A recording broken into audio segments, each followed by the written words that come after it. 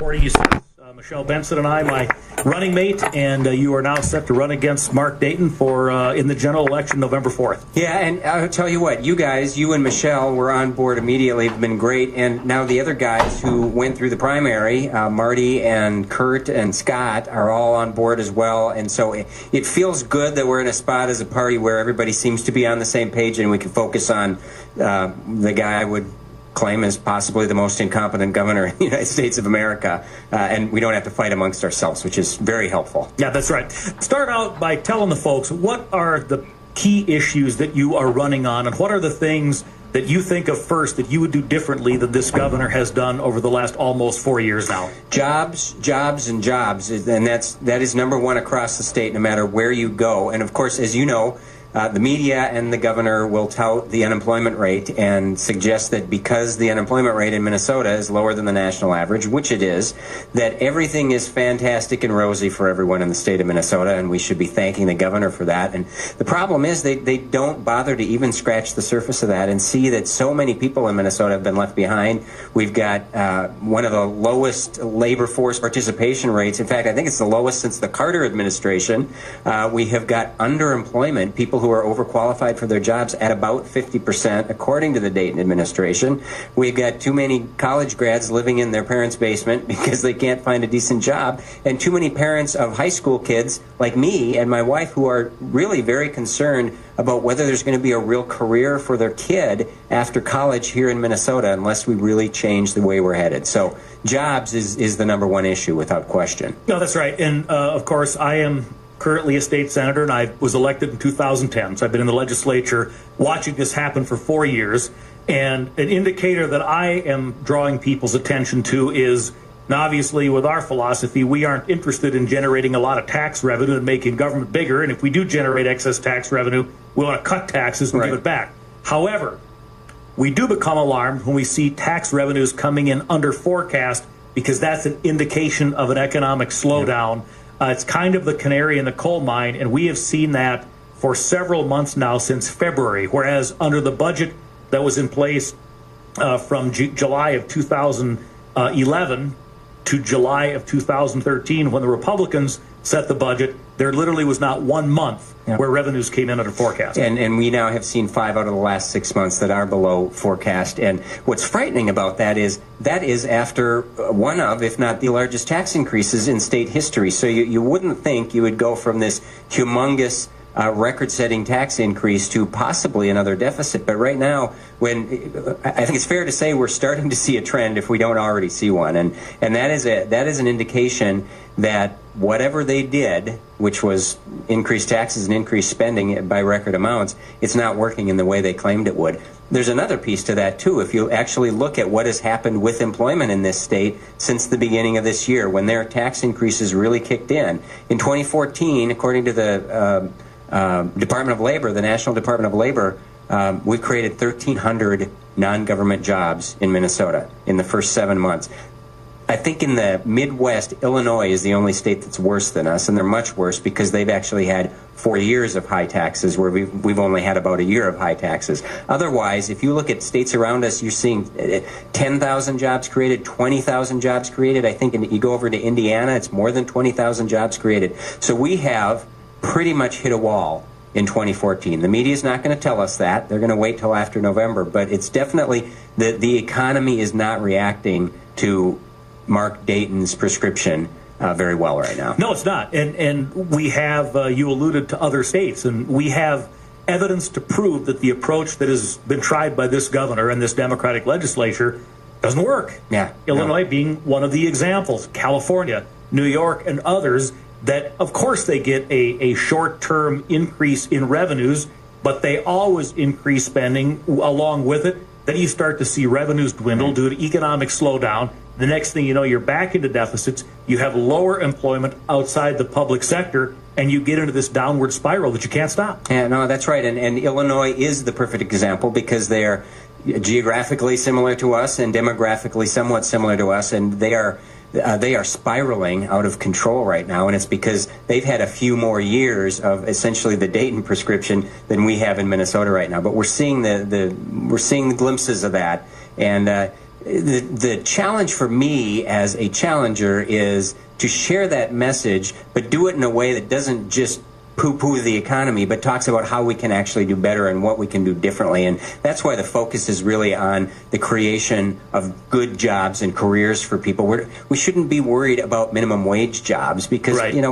That is not the future for people. What we should be worried about is how can we be welcoming for entrepreneurs to start businesses here and for our existing businesses to expand here, which they are not doing right now, and create careers so young people or otherwise, can be moving up the career ladder rather than just trying to get by.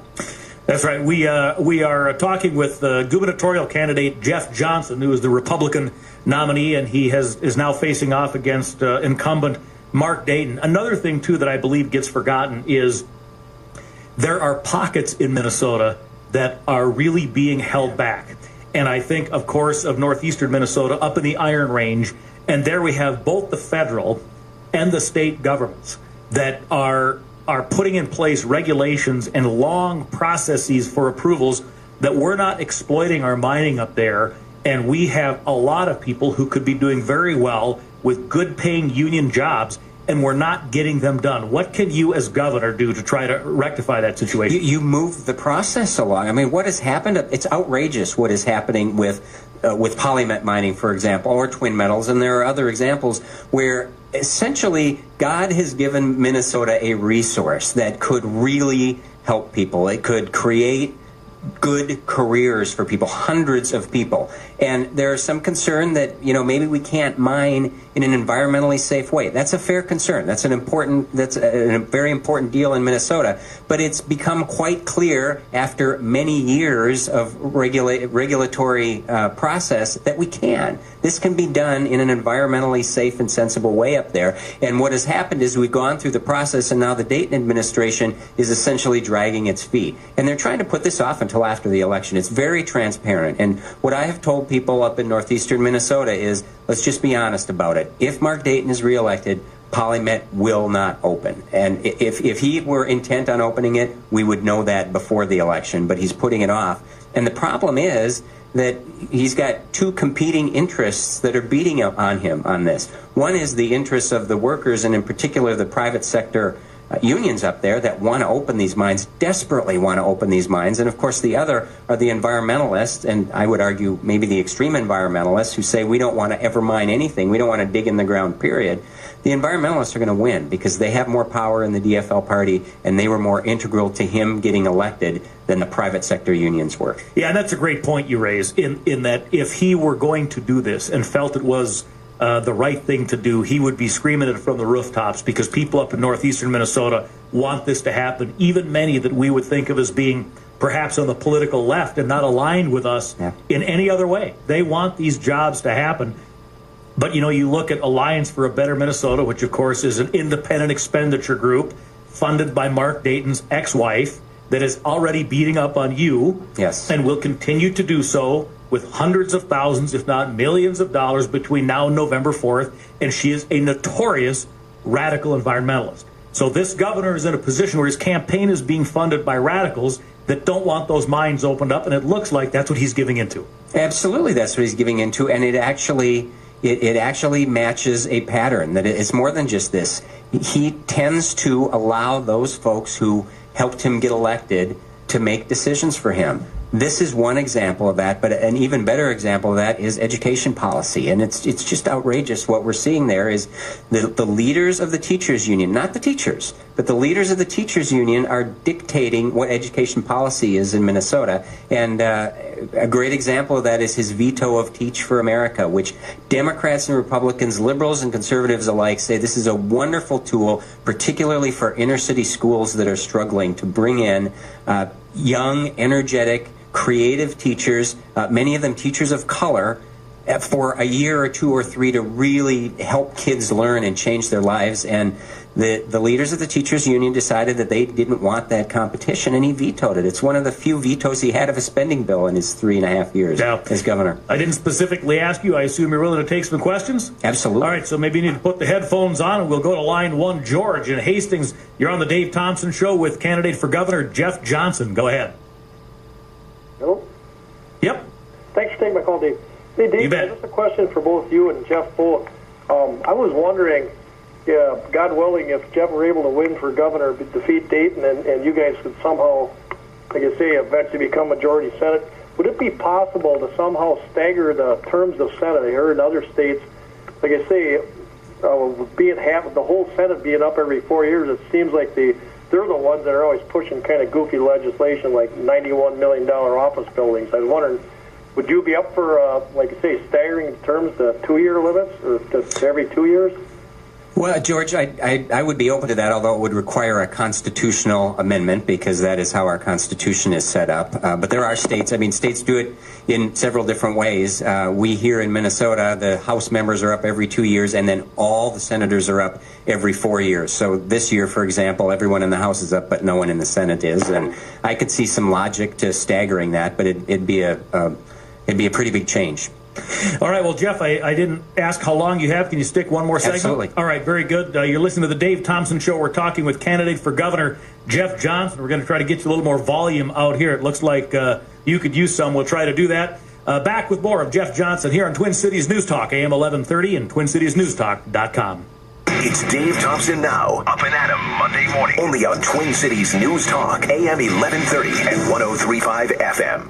Here's a look at the roads brought to you by Autotrader.com. Plenty of jam-ups on the northbound side of 35W. Brake lights from 46th Street all the way into 94. Also jammed up County Road 14 through the Forest Lake split. Southbound 35W, delays begin at University through 94. Eastbound 394 has some slowing between Penn and 94. And you're locked up in double-digit delays westbound 94 from Maple Grove Parkway to Highway 101. That's traffic on Twin Cities News Talk and TwinCitiesNewsTalk.com. With Auto Trader alerts, they'll let you know when the price drops on a car you've been searching for. That way you never miss out on a great deal. And they'll even send you newly listed cars that match what you're looking for. Sign up for text alerts and find your perfect car today at Autotrader.com. Hi, this is Ken Herbeck. If you're going to buy an air conditioner this year, why not buy the best from the best? Call my friends at Nilsson Heating in New Ulm, your local Carrier factory authorized dealer, to learn how you can save up to $1,450 with Carrier's Cool Cash promotion. Not ready to replace your old air conditioner just yet? Nilsson Heating can service any brand of cooling equipment. Visit them online at nilssonheating.com. Carrier, turn to the experts. We're here at a park in Bloomington to talk about recycling. We've got a juice box here. Is that trash item or recycle? I would recycle this. What are some things you can recycle? Paper, plastic, bottles, and a bunch of different stuff. And where can people recycle? At my home, at my work, and here at the park. So even here at the park you can recycle? Yes. Remember, recycle everywhere! If you can't find recycling, ask for it. For resources, visit hennepin.us/recycle everywhere. Giving blood is like giving life. The reason I donate blood is to help people in need. You never know when you might need that blood. So I donate to make our supply much stronger. Every 2 seconds, someone in the United States needs blood. From helping car accident victims to cancer patients to blood transfusions, there is always a need for more donations. On average, less than 10% of eligible donors give blood each year. The two most common reasons cited by people who don't give blood are they never thought about it and they don't like needles. I was nervous the first time I donated blood, but once they started, it was super easy, and I got cookies and juice afterwards. That was the big bonus. Giving feels good. Make today the day you become a first-time donor. To find out more about donating blood and saving a life, talk to your healthcare provider and visit minnesotaPA.org. This message is from the Minnesota Academy of Physician Assistants and this station. Every year, the Better Business Bureau presents the Torch Award to local companies who embody integrity and uphold the highest ethical standards. When you're looking for dependable businesses, always start with trust. Find trustworthy businesses for free at bbb.org. Scandal is part of a recurring pattern for Obama. When Sean Hannity talks, and it turns out he can't govern his way out of a wet paper bag. Minnesota listens. Weekdays at 2 right after Rush on Twin Cities News Talk, AM 1130. Hi, this is Dave Schrader from Darkness Radio along with Tim Dennis. Hey, Tim, did you hear the good news? No, what's that? We have expanded our belt line. That's not good news, Dave. Well, not you and I specifically, but the radio show has. Darkness Radio can now be heard Monday through Friday, 9 p.m. till midnight here on Twin Cities News Talk, AM 1130 and TwinCitiesNewsTalk.com. Google has all of this information. It doesn't bother me. The government having all of this information Significantly bothers me. When Glenn Beck talks, Minnesota listens. Weekdays at 9 right after Up and Adam on Twin Cities News Talk, AM 1130. On Friday, September 5th, the stars will align. Join music sensations, film and television stars in a momentous and inspiring stand against cancer. Now is the time. When we all come together, cancer doesn't stand a chance. Watch Stand Up to Cancer live on September 5th at 8 p.m. Eastern, 7 Central on ABC, CBS, Fox, and NBC. Check your local listings for cable providers. Stand Up to Cancer. I'm Julianne Moore. The story begins a few years ago in New York City, where I met a dad and his little boy. The child's head was stitched and bandaged. The man explained his son had tuberous sclerosis, a genetic disease that could cause brain tumors, epilepsy, autism, kidney failure, even death. Where will the story end? Where it must, with a cure. The Tuberous Sclerosis Alliance. Join the fight at tsalliance.org. Hi, welcome to sensitivity training. Hello, Benjamin. I understand you were on the radio talking about moist underwear. You're not allowed to do that. Up and Adam, weekdays 6 to 9 on Twin Cities News Talk, AM 1130 and 103.5 FM.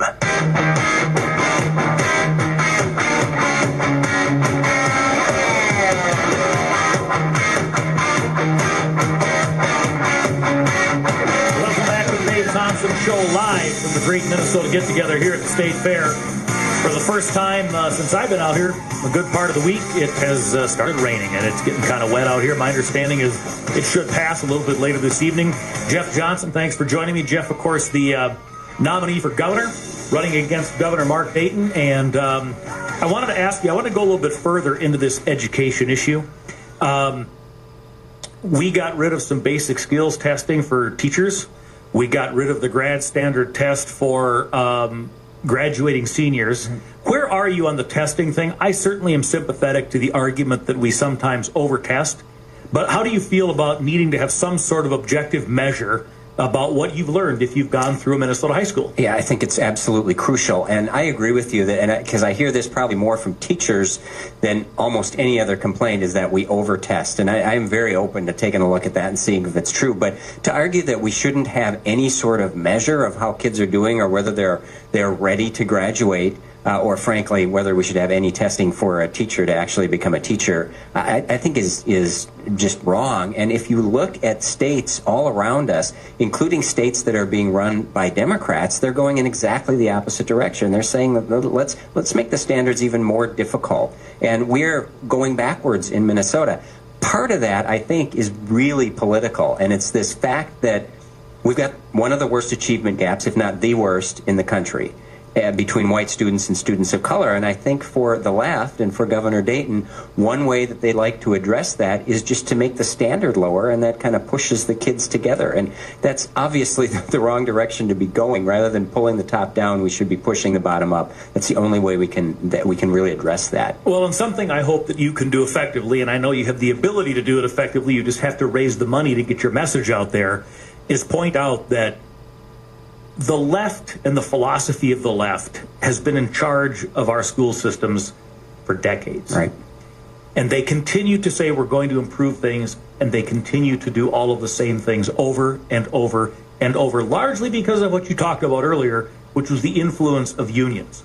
And a message I would really hope that you could try to get across is things simply have to be done differently, and because of the tie into the unions, the Democrats won't. No, for 40 years, about the same amount of time that Governor Dayton has been in one office or another, probably between 40 and 50 years, the Democrats have had pretty much total control over the schools, at least the schools in Minneapolis and St. Paul. And those are the schools that are having the most trouble right now. Minnesota, at 30, 40 years ago, was a model.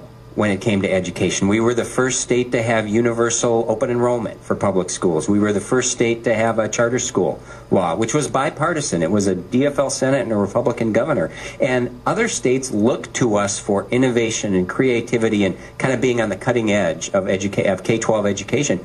We're not a model anymore. I think we're still above average, but I don't think anybody would argue that we are a model or that other states are looking for us to where to go. And I think that's because one of the parties and our current governor have been just tied at the hip with the leaders of the teachers union, and they have been dictating what our education policies should be, and they are very comfortable with the status quo. They won't allow this governor to change the status quo, and he won't stand up to them. Yeah, I mean, it would be amazing to allow every Minnesotan to have a glimpse into the legislature, because education is something I'm very passionate about and care about deeply, and both of my children completed all of their schooling right through graduation from high school in the Lakeville public school system. They did not go one day to private school. Not that I have anything against private school, but my point is I'm not just shooting bullets from the outside. Yep. My kids have gone through it.